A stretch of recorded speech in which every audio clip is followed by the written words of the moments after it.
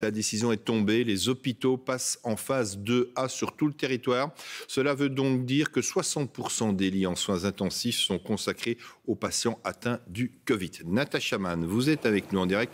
Natacha, c'est une décision importante qui prouve bien que la situation est préoccupante, mais l'objectif est de mettre tous les hôpitaux en fait sur un pied d'égalité. Qu'est-ce que ça veut dire, Natacha ?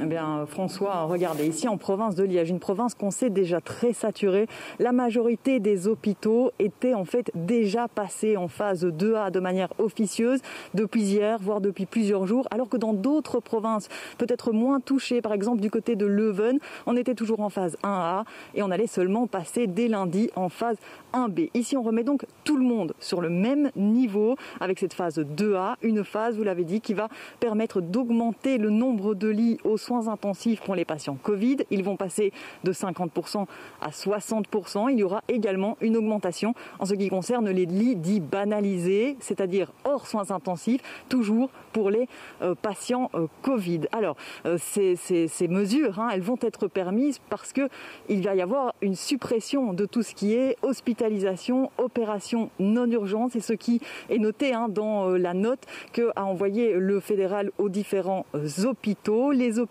liégeois que nous avons contactés en ce début de soirée se sont dit plutôt satisfaits car ils espèrent qu'avec cette augmentation un peu partout du nombre de lits, il va y avoir de meilleures coopérations, un meilleur échange. On va pouvoir plus facilement transférer des patients, par exemple d'ici à Liège, la province, je vous l'ai dit, qui est très saturée, vers d'autres provinces qui le sont moins, car s'il y a plus de lits, on est toujours un peu on est toujours en tout cas plus favorable à augmenter les capacités et à permettre un transfert entre hôpitaux.